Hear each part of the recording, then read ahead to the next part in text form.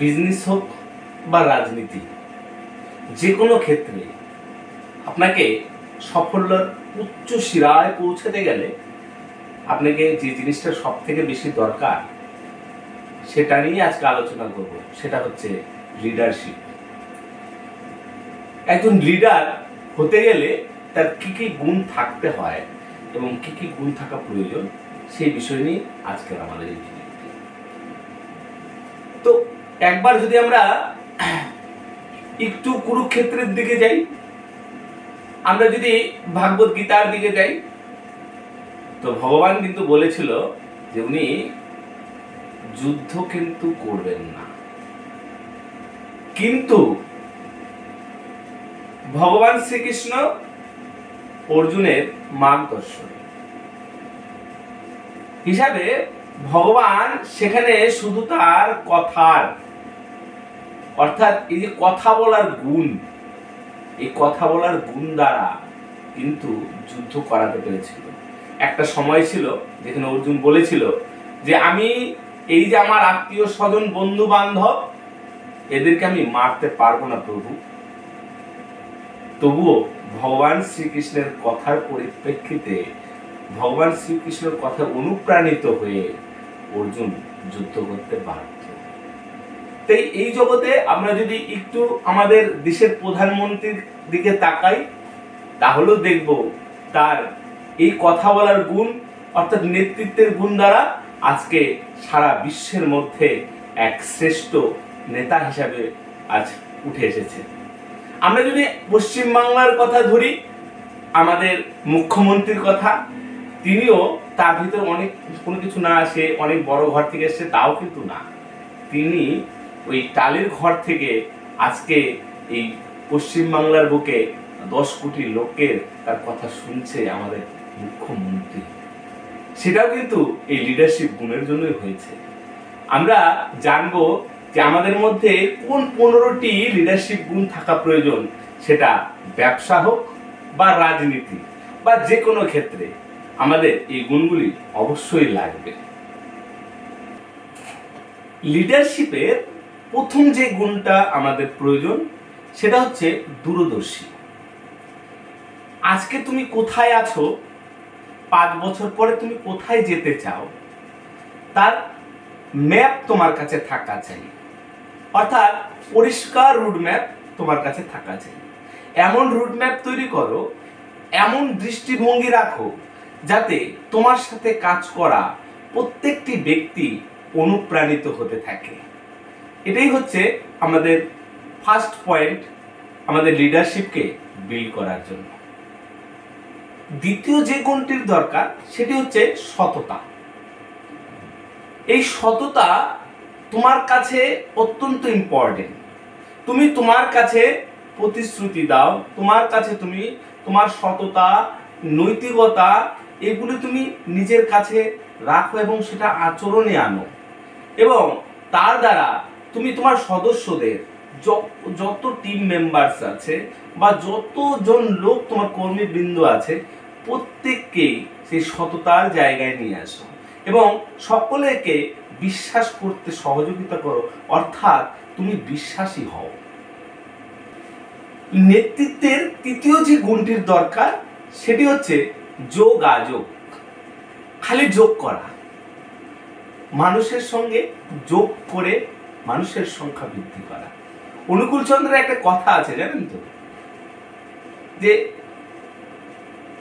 মানুষ আপন টাকা পর, যত পারিস মানুষ ধর। তো মানুষকে যোগ করতে হবে, তাদের সুবিধা অসুবিধা বুঝতে হবে, তাদেরকে সুন্দরভাবে একটা সুতোতে বাঁধতে হবে এবং এর জন্য কমিউনিকেশন করা খুব দরকার, যোগাযোগ রাখা খুব দরকার, তাদের ভালো মন্দ বোঝা খুব দরকার। এটি হচ্ছে লিডারশিপের তৃতীয়। লিডারশিপ নেতৃত্বের চতুর্থ গুণ হলো সিদ্ধান্ত নেওয়া। বিভিন্ন পরিস্থিতিতে বিভিন্ন রকমের সিদ্ধান্ত নিতে হয়, তাই বিভিন্ন দৃষ্টিভঙ্গি বিচার করে একটি সুন্দর এবং সঠিক সিদ্ধান্ত নেওয়া প্রয়োজন। তাই এই লিডারশিপের চতুর্থ গুণটি খুব ভালোভাবে রপ্ত করা দরকার। কারণ বিচার বিশ্লেষণ না করলে সিদ্ধান্ত সঠিক হয় না। আর এই সিদ্ধান্তর ফলে দুটো দিক হতে পারে। সিদ্ধান্ত যদি ভালো হয় তাহলে তো উপরের দিকে উঠে যাবে, কিন্তু সিদ্ধান্ত যদি খারাপ হয় তাহলে কিন্তু তুমি সহ তোমার টিমটাই বরবাদ হয়ে যাবে। তাই সিদ্ধান্ত খুব ভালোভাবে নিতে হবে। এটি লিডারশিপের চতুর্থ গুণ। লিডারশিপ বা নেতৃত্বের পঞ্চম গুণ হচ্ছে সহানুভূতি। কারণ তোমার নিচে তোমার সাথে যারা কাজ করে তাদেরকে সহানুভূতি দেখাও, বিশ্বাস করো, তাদের আপদে বিপদে তুমি পাশে থাকো, তাহলে দেখবে তোমার লিডারশিপের গুণাবলী অনেকটাই বেড়ে গেছে। লিডারশিপের ষষ্ঠ গুণ হচ্ছে স্থিতিস্থাপকতা। কি স্যার স্থিতিস্থাপকতা? মানুষকে নিয়ে চলার সময় বিভিন্ন ধরনের চ্যালেঞ্জ, তাদেরকে অনুপ্রাণিত করা, বিপদ আসলে তা সামলানো এবং দলকে সংগঠিত করে এগিয়ে নিয়ে যাওয়ার নামই হচ্ছে স্থিতিস্থাপকতা। এটি ষষ্ঠ গুণ, কিন্তু এটাও খুব গুরুত্বপূর্ণ গুণ লিডারশিপের। দলনেতা এবং লিডারের সপ্তম গুণ হলো কৌশলগত চিন্তা ভাবনা করা। কৌশলগত চিন্তা ভাবনা করার বিষয়টি এরকম হয়, নেতাদের কৌশলগত চিন্তা ভাবনা করা উচিত, ভবিষ্যতের অনুমান করা উচিত, ভবিষ্যৎ তার সংগঠন কোন দিকে যাবে, কিভাবে যাবে সেই সম্পর্কে পরিকল্পনা করা, চিন্তা করা, ধীর স্থির মতভেদ এবং দৃষ্টিভঙ্গি, আগের দিকে দৃষ্টিভঙ্গি রেখে সুন্দর এবং সুসংগঠিত পরিকল্পনা করা, এটা হচ্ছে সপ্তম গুণ, অর্থাৎ কৌশলগত চিন্তা ভাবনা করা। অনেকেই এই কৌশলগত চিন্তা ভাবনা করতে পারে না, তাই তাদের ভিতরে এই লিডারশিপ গুণটা হারিয়ে ফেলে, তারা লিডার হতে পারে না। তাই লিডার হতে গেলে এই কৌশলগত চিন্তা ভাবনাটাও খুবই জরুরি। লিডারশিপের অষ্টম গুণ হচ্ছে ক্ষমতায়ন। ক্ষমতা এমনি এমনি আসে না, ক্ষমতা অর্জন করতে হয়। এই লিডারশিপ গুণের এই অষ্টম যে বিষয়, সে ক্ষমতায়ন। এই ক্ষমতা যখন তুমি পাবে তার সঠিকভাবে ব্যবহার করা উচিত। লিডারশিপের নবম যে গুণটি আছে, সব থেকে বেশি পাওয়ারফুল গুণ, সেটা হচ্ছে অনুপ্রেরণা। এই অনুপ্রেরণায় মানুষ অনেক দূর পর্যন্ত এগিয়ে যায়। তোমার দলের, তোমার টিমের প্রত্যেকটা লোককে আবেগের সঙ্গে, ভালোবাসার সঙ্গে, তাদেরকে ইতিবাচক দিকে এবং তাদেরকে এত সুন্দরভাবে কথা বলে তাদের বিশ্বাস অর্জন করো, যাতে তোমার কথা মতো তারা সব কিছু করতে পারে। আজকে আমরা যদি দেখি তাহলে দেখুন তো যে একজন লিডার, তার কথায় কত আন্দোলন হয়, কত রাস্তা রুখে যায়, ধর্মঘট হয়, সমস্ত কিছু বন্ধ হয়ে যায়, শুধু মুখের কথা। ভগবান শ্রীকৃষ্ণর যে 64 কলা, তার মধ্যে একটি কলা, শক্তিশালী কলা হলো এই কথা বলার কলা, অনুপ্রেরণার কলা। এই অনুপ্রেরণার বলেই তো অর্জুন আবার যুদ্ধ করতে পেরেছিল। লিডারশিপ বা নেতৃত্বের দশমতম যে গুণটি আছে, সেটা হচ্ছে সমস্যার সমাধান। নিখুঁতভাবে সমস্যা বা চ্যালেঞ্জগুলিকে খুঁজতে হবে এবং তারপর সঠিক চিন্তাধারায় সেই সমস্যার সমাধানকে এগিয়ে নিয়ে যেতে হবে এবং সেই সমাধানটা যাতে সকলের হিতকারী হয়, শুধু নিজের না, সকলের, দলের প্রত্যেকটা সদস্যের যাতে হিতকারী হয়, সে বিষয়ে ভাবনা চিন্তা করতে হবে। এটি হচ্ছে দশমতম গুণ। লিডারশিপ বা নেতৃত্বের 11তম গুণ হচ্ছে পরিবর্তন করা। পরিবর্তন করতে হবে, এই পৃথিবীকে নয়, নিজেকে পরিবর্তন করতে হবে। নিজেকে পরিবর্তন করতে পারলে তাহলে দেখবেন আপনি আপনার টিমকে, আপনার দলকে সুন্দরভাবে পরিবর্তন করে ফেলেছেন এবং তার সাহায্যে আপনি অনেক দূর পর্যন্ত বিস্তার লাভ করতে পেরেছেন। লিডারশিপের 12তম গুণ হচ্ছে জবাবদিহিতা। দলের মধ্যে যত সংখ্যক লোক আছে বা যত কর্মীবৃন্দ আছে তারা তো আপনাকে জবাব দিবে এবং জবাব দিতে বাধ্য তারা, কারণ আপনি তাদের লিডার। কিন্তু আপনি কাকে জবাব দেবেন? আপনাকেও জবাব দিতে হবে ভগবানের কাছে। আপনার কর্ম, আপনার নেতৃত্ব, আপনি যে কোনো সিদ্ধান্তই নেন না কেন, আপনাকে সবসময় জবাব দিতে হবে ভগবানের কাছে। তাই জবাবদিহিতা হচ্ছে লিডারশিপের 12তম। নেতৃত্বের বা লিডারশিপের 13তম গুণ হচ্ছে সাহস। জানেন তো, যার জন্য অনেকেই পিছিয়ে যায়। আমি একটা আপনাদের সঙ্গে গল্প শেয়ার করতে চাই।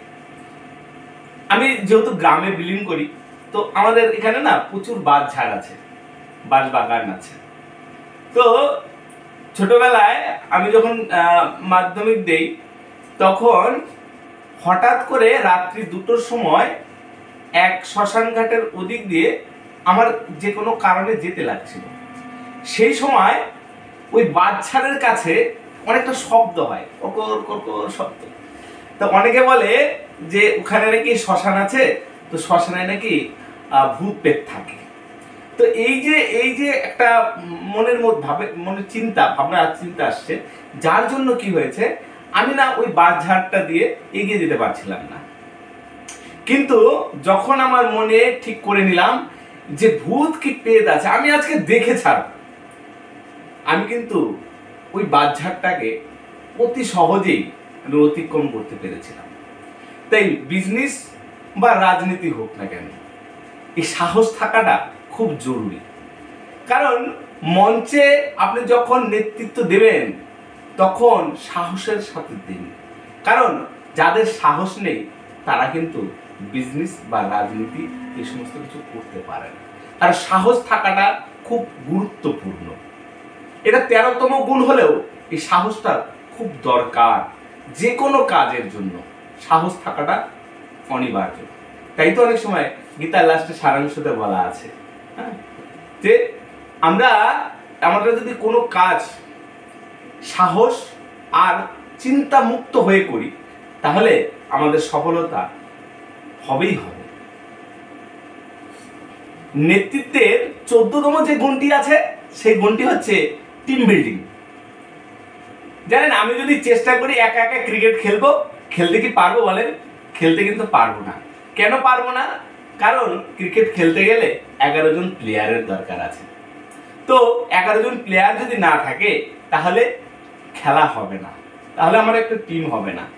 তাই আপনার ব্যবসা বা আপনার রাজনীতির ক্ষেত্রে সেই 11 জনের একটা টিম বানান এবং সেখানে আপনি ক্যাপ্টেন হয়ে যান, এবং ক্যাপ্টেন হওয়ার মাধ্যমে আপনি প্রত্যেকটা সদস্যকে একটা কাজ 11 জনের মধ্যে খুব ভালোভাবে মিলবন্ধন ভাবে করার চেষ্টা করুন। আমি যদি আরেকটা উদাহরণ নিই, দেখুন ফুটবল খেলা, একটা বল 11-11-22 জন নিয়ে কাড়াকাড়ি।